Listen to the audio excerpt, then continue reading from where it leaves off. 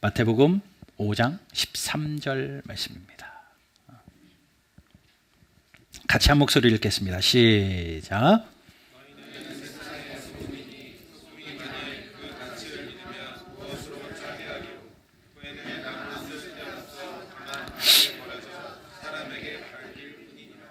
아멘.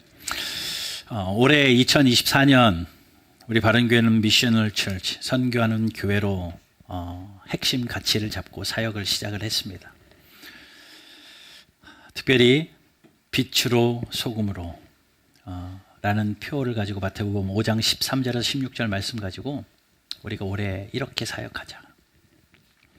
선교적인 사명자가 되는 길은, 선교적인 교회가 되는 길은 빛이고 소금임을 다시 깨달아서 빛처럼 살고 소금처럼 사는 것이 결국은 선교적인 삶의 모습이라고 생각하기 때문에 오늘 본문을 선택했고 여러분들과 빛에 대해서 지난주에 말씀 나눴습니다. 참 빛이신 예수님이 내 안에 들어오셔서 내가 빛이 돼요. 그러니 나는 빛입니다. 빛의 특성 두 가지를 말씀드렸죠. 빛은 숨길 수가 없습니다. 드러납니다. 숨지 마시고 드러내셔야 됩니다. 그리고 빛은 어두운 곳을 밝힙니다. 여러분들이 가는 곳이 다 밝아져야 돼요. 그러면 하나님이 영광 받으시겠대요. 빛으로 살면요. 근데 하나님이 영광 받으시는 포인트가 착한 행실이다라고 말씀드렸습니다. 우리의 착한 행실을 보고 세상 사람들이 하나님을 알게 되고 하나님은 그걸 통해 영광 받으시겠다. 그러니까 여러분들이 착한 행실이라는 빛된 삶을 통하여서 살아내셔야 됩니다. 도덕적인 착한 행실을 이야기하는 게 아닙니다. 내 안에 왕 되신 예수님이 나의 삶을 전체를 이끌고 가서 예수님의 말씀에 따라 사는 것, 그분의 복음을 전하는 것, 그 모든 착한 행실, 예수 그리스도로 말미암아 내 안에 일어나는 새 창조의 일들, 그 모든 일들이 착한 행실, 그게 빛된 사명이다 라고 말씀드렸어요. 오늘은 소금입니다. 어떻게 보면 예수님이 빛을 말씀하시기 전에 앞서서 소금을 말씀하셨는데 오늘 보니까 소금이다, 세상의 소금이니라고 말해요. 자, 소금을 먼저 생각해 봐야 되겠습니다. 우리 보고 소금이래요. 나보고 소금이래요. 소금은 짜니까 아유 저 사람 밥도 한 번 안 사고 커피도 한 번 안 샀는데 되게 짜다, 그런 소금 아니거든요. 우리는 너가 소금이야 라고 하면 그게 딱 감이 안 오잖아요. 당신이 소금입니다 그러면 내가 왜 소금이야? 뭐 땀 나면 그 땀이 짜고 그래서 소금인가? 아니요. 그러나 예수님이 이 산상수훈을 말씀하시면서 예수님 곁에 둘러앉은 사람들에게 너는 소금이다라고 말했던 그 1차적인 그 사람들은 그 소금의 의미를 정확하게 알고 있었습니다. 정확하기 못해 그들은 그들의 전통을 통해서, 그들 대부분은 유대인이었기 때문에 유대인의 전승을 통해서 특별히 이 구약 성경, 그들이 가지고 있었던 율법 구약 성경을 통하여서 예수님이 말씀하신 소금의 의미를 정확하게 알아먹었어요. 그러면 그들이 알았을 이 소금이 어떤 의미일까? 뭐 사람의 말보다는 그들이 알고 있었던 구약 안에서 소금의 용례를 먼저 살피는 게 중요할 것 같습니다. 구약 성경에 소금이라는 이야기가 많이 나오거든요. 근데 그 소금이 어떤 의미로 사용되어지는지 소금의 이야기들을 성경에서 다 끄집어내서 그것을 쫙 정리해 보니 딱 세 가지예요. 구약에서 사용되어진 소금의 용례, 이 세 가지입니다. 첫 번째는요, 거룩함이에요. 거룩함. 부정한 것에 이 소금을 뿌리면 그것은 성결해집니다. 성경의 용례예요. 하나님 앞에 드리는 제물이 깨끗하고 거룩하게 구별되어져서 성결하게 하나님 앞에 드려져야 되기 때문에 거기에 소금을 뿌립니다. 출애굽기 30장 35절 같이 한번 읽습니다. 시작. 향 만드는 법대로 만들고 그것에 소금을 쳐서 성결하게 하고. 예, 향을 만드는데도 거기에다가 소금을 칩니다. 그래서 거기를 성결하게 만들어요. 그러니 그 소금은요, 언제 사용되어지냐면요, 성결하게 할 때, 거룩함을 유지할 때 사용되어지는 용례였습니다. 이 향에도 소금을 치는데요, 또 하나님 앞에 드리는 제사의 제물에도 소금을 칩니다. 레위기 2장 13절 같이 읽습니다. 시작. 내 모든 소제물에 소금을 치라. 내 하나님의 언약의 소금을 내 소재에 빠지 못할지 내 모든 예물에 소금을 드릴지니라. 아멘. 출애굽기도 읽었었고 레위기도 읽었었는데 소금 얘기 나오는지 몰랐죠. 레위기에 하나님 앞에 드리는 이 예물에 소금을 쳐라. 왜요? 소금을 성결하게 하는 의미가 있었고 그런 하나님의 명령으로 그렇게 소금이 사용되었기 때문에 그래요.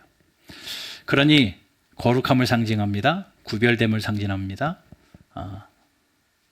성결하게 함을 상징해요. 이게 첫 번째 용례였어요. 구약의 두 번째 용례는요, 변하지 않음, 불변성, 영원성 이런 의미가 있습니다. 그래서 소금 약속이라고 해요. 두 사람이 친구 간에 너와 나는 소금 친구야 라는 이야기가 중동 사람들에게는 지금도 흔히 사용되어지는 말입니다. 뭐냐면 변치 않는 우정이야.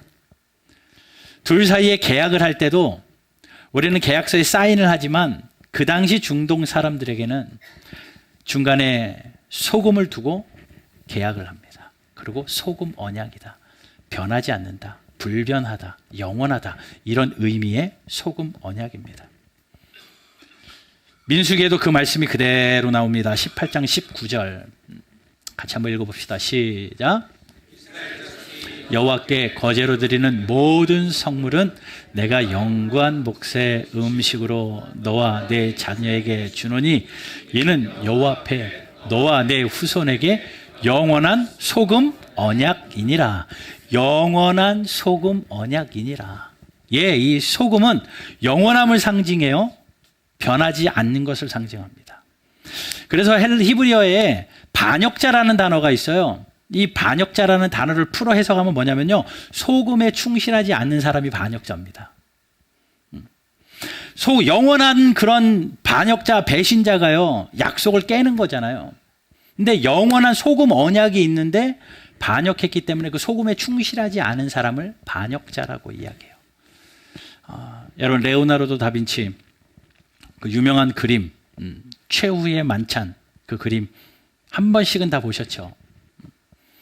이렇게 생겼습니다. 짜잔. 이렇게 생겼습니다. 이런 거 보셨잖아요.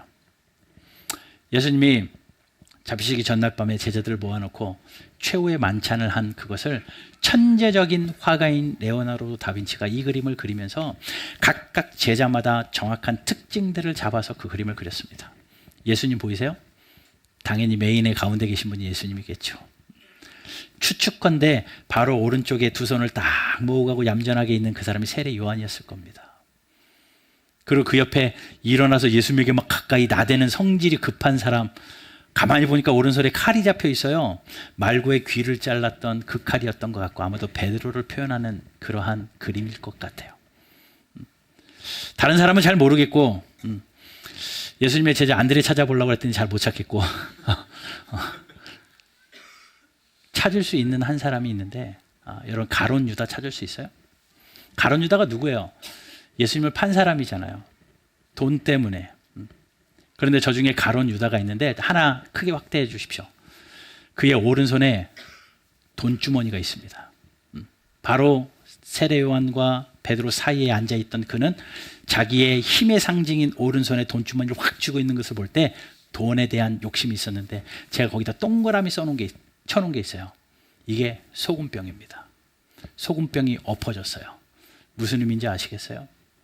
레오나르도 다빈치는 그걸 알았던 겁니다. 이 사람은 하나님과의 그 소금 언약을 깬 사람이다. 영원한 하나님과의 관계의 그 언약을 나의 손으로 돈을 쥐는 순간 그 소금을 엎어버리는, 그것을 상징하고 싶어서 이 그림을 그린 거예요. 여기에 소금이 있습니다. 이처럼 소금은 영원성, 불변성에 대한 의미가 있어요. 이게 구약의 용례입니다. 또 한 가지는요, 마지막 세 번째는요, 하나님의 심판, 저주의 의미도 있습니다. 신명기 29장 23절 같이 읽어볼게요. 신명기 29장 23절입니다. 같이 읽습니다. 시작.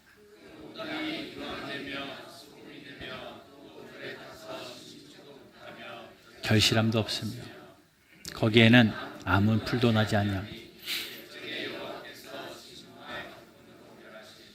소돔과 고모라와 아드마와 스보임의 무너짐과 같은 것이요. 뭐라 말씀하시냐면요, 그 땅이 유황이 되고 소금이 돼서 소금 땅이 되어서 그곳이 저주받게 되어서 풀을 내지 않고 곡식을 내지 않는 땅, 저주받은 땅이 됩니다. 소금 땅이 되어버려요. 그러니 구약시대에 소금을 뿌려서 그 땅을 저주합니다. 사사기에 보게 되면 아비멜렉이요, 세겜 땅을 정복한 다음에 그곳에 소금을 뿌립니다. 그리고 그곳이 저주받는 땅이 돼요.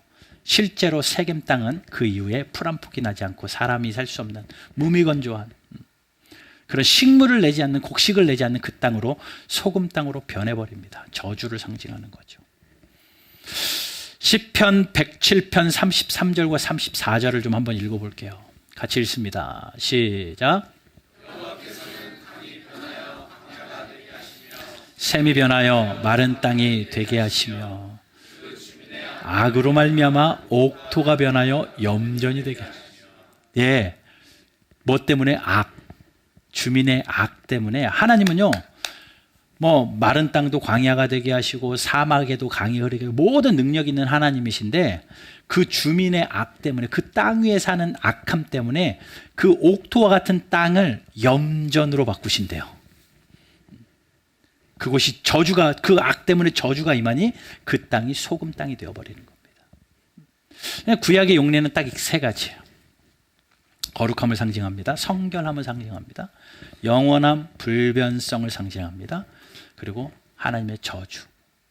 악이 창궐할 때 그 땅을 저주하는. 그런데 이 저주는요, 어떻게 보면 거룩함과 연결이 돼요. 거룩함을 잃어버렸을 때, 거룩함을 포기했을 때 저주되어지는 거기 때문에 어쩌면 그걸 두 개, 좀 더 요약을 하면 딱 두 가지로 말씀드릴 수 있을 것 같습니다. 거룩함과 불변함, 영원함. 그것이 소금이 주는 구약의 의미였어요. 그러니 예수님이 그 제자들에게 너희는 소금이야 라고 했을 때 그들은 이 구약의 용례를 알고 있었기 때문에 그것이 와닿습니다. 아, 거룩해야 되고 성결해야 되겠구나. 그리고 영원한 소금 언약, 그것을 생각했을 겁니다. 소금의 기능 중에 부패를 방지하는 기능이 있잖아요. 생선이나 육류가 좀 더 상하지 않게 하기 위하여 그곳에 소금을 쳐서 절여 놓잖아요. 그러면 상하는 걸 좀 방지할 수 있잖아요. 우리는 소금이기 때문에, 소금되어진 우리 때문에 거룩함이 유지되어야 되고요, 소금되어진 우리 때문에 부패가 방지되어야 되는 것은 1차적인 우리의 목표입니다. 여러분들이 소금이기에 거룩함을 위하여 싸우셔야 됩니다. 여러분이 소금이기에 불변하지 않는 하나님과의 언약 백성으로 살아내셔야 됩니다. 여러분이 소금이기에 썩어져가는 그곳에, 세상은 어차피 썩어져 가게 돼 있잖아요.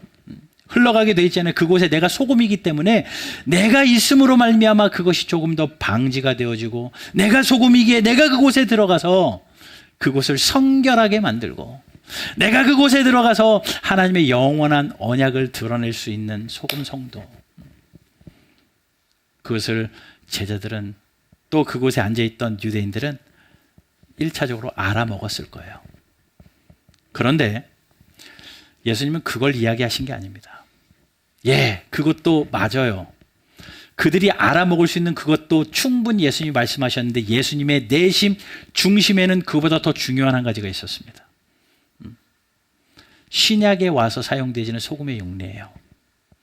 예수님은 그래, 거룩함도 좋고, 그래, 부패 방지하는 성도로 살아라. 그것도 좋고, 영원성, 불변성의 이야기도 좋았는데, 예수님의 내심하시고 싶었던 소금의 의미는 오늘 본문에 더 잘 표현돼요.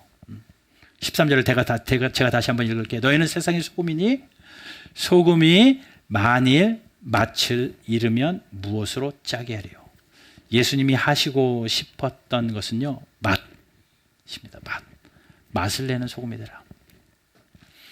소금이 맛을 잃어버리면 안 된다. 그러니 맛을 내는 소금이 되라. 여러분, 소금이 맛을 잃어버릴 수 있을까요? 여러분, 소금을 먹었는데 단소금이 있던가요? 그건 설탕이죠. 아무 맛없는 소금이 있던가요? 우리는 없습니다. 우리나라는 소금을 만드는 삼면이 바다로 돼서 바닷물을 이용해서 염전을 만들고 뭐 해가지고 막 천일염을 만들고 또 그 좋은 소금들 가지고 막 이렇게 하잖아요. 그런데 그 당시 중동 지방의 소금은요, 소금 산에서 채취하는 광물이었습니다. 사해 남쪽에 한 산이 있는데 흰 산, 눈으로 덮여 있는 것처럼 소금산이에요. 그 광물들을 채취해서 소금으로 썼습니다. 좀 깨끗하고 좋은 소금은 식용으로 쓰기도 했고요. 그리고 좀 불순물들이 있고 좀 식용하기 좀 더럽다 하는 그런 소금들은 불쏘시개로 썼다고 그래요. 우리는 연탄불을 태울 때 불쏘시개로 번개탄 해가지고 이렇게 하잖아요. 그것처럼 불태우기 바닥에 소금을 깔아놓고 거기에 불을 지피면 그 영양으로 인해서 조금 더 불쏘시개 역할을 충분히 했다고 합니다. 그렇게 소금이 사용돼요. 그런데 그렇게 광물로 채취된 소금은요, 밖에 나와 있으면 공기나 여러 가지 작용들로 인해서 맛이 점점 짠맛이 사라진대요. 점점 짠맛이 사라지면 식탁에 올라올 수 없죠. 그리고 소금의 기능, 이 불쏘시개로 사용되어지던 그것이요, 몇 번 그렇게 반복하다 보면 더 이상 그 역할을 하지 못한답니다. 짠맛이 사라지면 불쏘시개로 쓸 수도 없어요. 그럼 그거를 긁어 모아가지고요, 어떻게 하냐면요, 밖에 버려요. 우리 옛날에 연탄 뗄 때 연탄 다 뗀 재를요, 이렇게 웅푹한 곳에 해가지고 발로 밟기도 하고, 물이 고인 곳에 해가지고 좀 없애기도 하고, 그리고 길을 평평하게 하고, 그렇게 연탄을 사용했잖아요. 그럼 사람들이 지나가면서 그걸 밟잖아요. 그런 용도로요, 당시에 소금이 쓸모가 없을 때는 아이들 놀이터에 깔아주기도 했고요, 길을 평평하게 만드는데 뿌리기도 했고요, 움푹한 곳에 메꾸기도 했고요. 그렇게 해서 버리는 겁니다.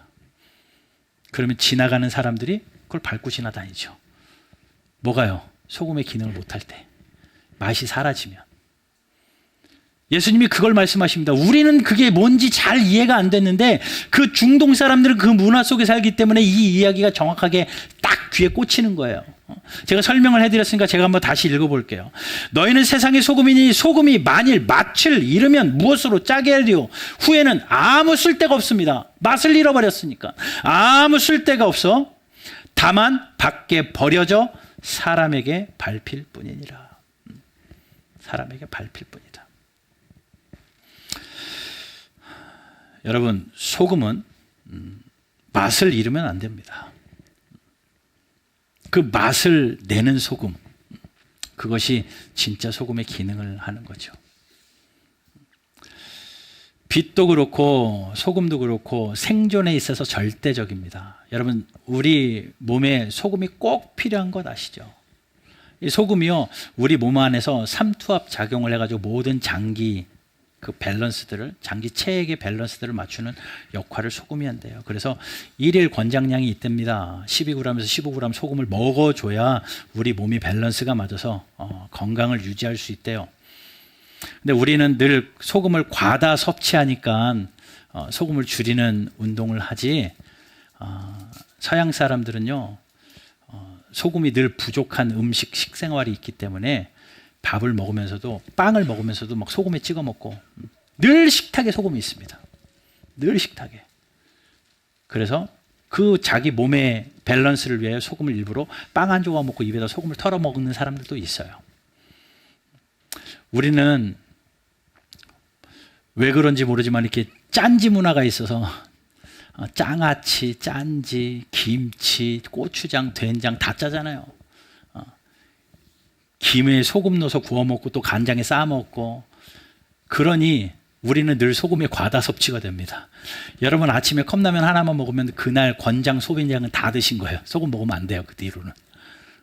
근데 우리는 문제가 되지 않는데 서양 사람들은 그렇기 때문에 자기의 소금 권장량을 지켜내려고 그렇게 먹을 때 소금을 잘 쳐먹어요. 그리고 해외에서 과자 먹어봤어요? 엄청 짜죠? 우리는 짜서 못 먹겠다는데 걔네들은 그거 먹어야 권장 소비량의 간식으로라도 소금을 섭취할 수 있기 때문에. 그만큼 소금은 중요합니다. 그런데 그 소금이요, 맛을 잃어버리면 어떻게 써요? 짠맛이 없는 소금 쓸 수가 없는 겁니다. 쓸 수가 없어요. 예수님이 말씀하십니다. 너희는 소금인데 맛을 잃지 말아라. 이거 말씀하시는 거예요. 너는 소금이야. 그런데 다른 것보다도 맛을 잃어서는 안 된다.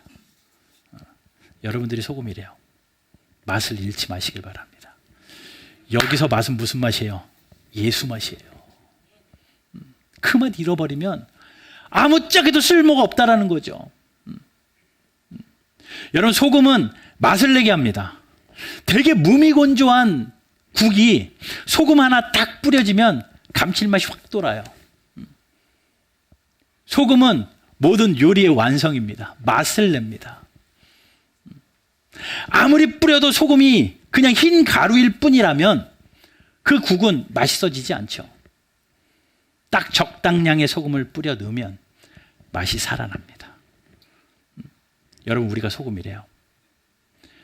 내 안에 예수 그리스도가 계시니 참 소금이신, 그 소금이신 예수님이 내 안에 오셔서 내가 소금의 성질이 있는 성도가 되다 보니 여러분들이 가는 곳곳마다 맛이 납니다. 맛이 나요. 막 살맛 난다 이러잖아요. 정말 살맛 나는 인생이 됩니다. 여러분들의 인생도요, 예수 그리스도가 아니었다면 무미건조한 인생입니다.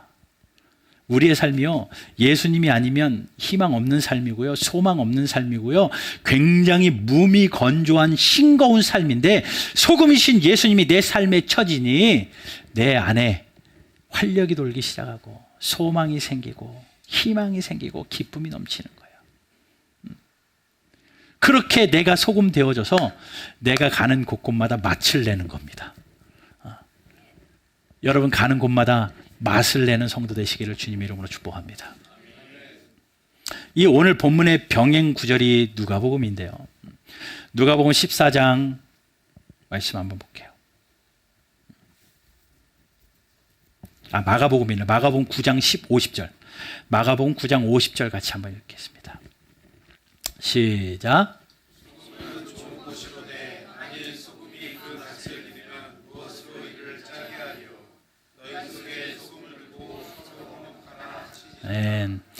소금이 맛을 잃으면 아무 쓸데없는데 너희는 소금이 돼서 뭐라고요? 너희 안에 소금을 두고 소금인 너희 때문에 서로 화목해라. 화목해라. 여러분들이 소금이잖아요. 가는 곳이 화목해져야 됩니다. 내가 가는 곳마다 소리가 커지고 내가 가는 곳마다 분열이 일어나고 내가 가는 곳마다 분쟁이 일어나면 안 되고 내가 가는 곳이 화목해지는 소금이에요. 여러분들이 가정에 있으므로 가정이 화목하고 여러분들이 교회에서 소금으로 있으므로 서로 화목하고 소금을 두고 화목한 성도, 우리 교회에 그런 은혜가 있기를 바라고, 그 소금이 맛을 내기 위하여 하나님이 우리에게 한 지체의 기능을 주셨는데 그게 뭔 줄 아십니까? 입입니다. 입. 골로새서에 분명히 말해요. 골로새 4장 6절 같이 한번 읽어봅시다. 같이 읽습니다. 큰 소리로 시작. 너희 말을 항상 은혜 가운데서 소금으로 맛을 냄과 같이 하라. 너희 입을 항상 은혜롭게 말해서 소금처럼 맛내는 입술이 되라는 거예요. 여러분, 그런 은혜, 내가 하는 말이 저 사람에게 상처 주고 저 사람의 마음을 후벼 파고 저 사람의 자존심을 깎아내는 입술이 아니라 내가 하는 그 말이 은혜로운 말이 돼가지고 맛이 나는 거예요. 야, 쟤랑 대화하고 나니까 살맛이 난다. 저 사람이 함께하고 있으니까 살맛이 난다. 그게 소금 성도의 삶인 거죠. 교회 안에서, 가정 안에서 여러분들이 가는 곳곳마다 맛을 내는, 예수의 맛을 내는 소금 성도로 사시기를 주님의 이름으로 축복합니다. 자, 그런데 중요한 건요, 이 소금이 내 마음대로 되냐고요. 나 오늘부터 짜게 소금으로 살아야지. 이 의지가 사실 쉽지 않아요. 우리가 소금의 성질이 우리 안에 들어오는 타이밍이 있습니다. 언제냐면요, 회개할 때예요. 다시 말하면 거듭날 때 우리 안에 소금의 성질이 생깁니다. 진짜 거듭날 때요. 근데 이 거듭나는 건요, 내가 태어나야지, 내가 거듭나야지 한다고 되어지는 게 아니에요. 내 의지는 하나도 필요 없습니다. 하나님의 전적인 은혜입니다. 하나님의 전적인 은혜로 우리는 다시 태어나서 거듭나게 돼요. 다함할 수 없는 하나님의 은혜가 우리에게 부어질 때 나는 자동으로 거듭나고, 내가 거듭날 때 내 안에 소금의 성질이 생겨요. 그런데 진짜 거듭난 사람은요, 진짜 거듭남을 경험한 사람은요, 바로 따라오는 한 가지 모습이 있는데 뭐냐면 회심입니다. 회심. 돌이킬 후에 마음을 돌이키는 거예요. 이거는 내 의지입니다. 그러니 거듭난 성도에게 일어나는, 내 안에서 일어나는 첫 번째 내 삶의 현상이 뭐냐면요, 회심입니다. 이 회심은요, 내 의지로 되는 거예요. 하나님이 나를 구원해 주셨기 때문에 감사의 삶으로 살아내려고 힘쓰는 회심. 하나님이 나를 구원해 주시고 나의 전부 되어 주셨기 때문에 나의 전부를 들여서라도 하나님 앞에 충성된 삶을 살겠다라고 살아내는 그런 열심. 하나님이 나의 전부이시고 나의 영광 받으실 하나님이시기 때문에 그 하나님께 예배하고자 하는, 기도하고자 하는, 열심을 내고자 하는 우리의 모든, 내 안에서 일어나는 그 모든 생각들, 그런 감동들, 행위들, 이것이 회심입니다. 그러니 거듭남은 하나님의 전적인 은혜지만 회심은 나의 결단이에요. 자, 그런데 진짜 회심한 사람은, 내 안에서 이 진짜 거듭난 사람은 내 안에서 이 회심이 자동으로 일어납니다. 사도 바울이 그렇게 이야기하잖아요. 너희들은 썩어져가던 구습관을 벗어버리고, 옛 습관을 벗어버리고 새 사람을 의와 거룩함으로 새롭게 지음을 받은 새 사람으로 창조를 입어라. 예, 그렇게 소금의 성질이 되어지면요, 내 안에서 새로움이 생기는 거예요. 회심이 일어나서 이전에는 한 번도 생각하지 않았던 것에 대한 열심이 생기고요, 이전에는 한 번도 경험해보지 못했던 하나님을 향한 충성이 생기고요, 눈물이 생기고요, 감사가 생깁니다. 예수님이 그렇게 살라라고 말씀하는 거예요. 여러분, 저와 여러분들이 진짜 거듭난 성도, 진짜 회심하는 성도 되었으면 좋겠습니다. 회심의 일들이 우리에게 일어나지 않으면 맏을 잃어가고 있는 겁니다. 맏을 잃어가고 있든지 아니면 둘 중에 하나, 거듭남이 가짜든지, 거듭난 척하고 있는 거든지, 아니면 진짜 거듭난 성도라면 이 회심에 맏을 내는 삶이 뒤따라옵니다. 예수님이 소금과 빛을 말씀하시는데 소금을 먼저 말씀하세요. 그리고 빛을 말씀합니다. 빛은 진리입니다. 복음을 전하는 겁니다. 그런데 복음을 전하고 진리를 전하기 전에 소금이 되래요. 맏을 먼저 내래요. 예, 우리는 그런 거예요. 와, 저 사람 살맛 나는데 무엇이 원인이지? 하면은 빛을 이야기하는, 진리를 이야기하는 겁니다. 예수를 이야기하는 겁니다. 살맛 나게 하는 것이 먼저예요. 여러분, 맛 잃은 소금 되지 마시고, 다만 쓸데없어 밖에 버리워지는 맛 잃은 소금 되지 마시고, 맛을 내는 성도들 되기를 주 예수 그리스도의 이름으로 축원합니다. 여러분은 소금입니다. 잊지 않으셨으면 좋겠어요. 올 한 해 소금 성도로 사십시오. 고민합니다. 어떻게 안 잊게 할까? 어떻게 안 잊게 할까? 그래서 요걸 준비했잖아요. 여러분 집에 가실 때 가정당 하나씩 가져가세요. 빛으로 소금으로 주제도 쓰고, 이 안에 뭐가 들었느냐? 소금이 들었습니다. 히말라야 핑크 솔트. 이거 여러분 식탁에 두시고 드실 때마다 내가 소금이지. 여러분 큰 그림이 있는 거 아세요? 송구 영신 예배 때 빛 나눠드렸잖아요. 오늘 소금, 빛과 소금 그거 다 큰 그림이에요. 여러분들은 모르셨을 거예요. 이걸 왜 갑자기 주었다. 다 놓고 가셨더라고요. 다시 들고 가세요. 빛으로 살아야 되고 소금으로 살아야 되고 잊지 마시라고 소금빵 나눠주려고 그랬는데 원래는 배고프니까. 근데 먹으면 없어지잖아요. 그거는. 이거는 오래 두고 먹을 수 있을 것 같아서 가정당 하나씩만 가져가세요. 식탁에 두시고 그래 내가 소금이지. 맛을 내는 사람으로 살아야 되겠다. 삶에서 실천해내는 저와 여러분들 되시길 바라고, 그래서 우리가 화목하고 행복하고 살맛 나는 세상, 정말 살맛 나는 신앙생활, 살맛 나는 교회 생활, 널 보니 살맛 나고 널 만나니 살맛 나고 너무 행복하잖아요. 가슴에 전율이 오잖아요. 그렇게 하나님을 기억하고 살았으면 좋겠어요.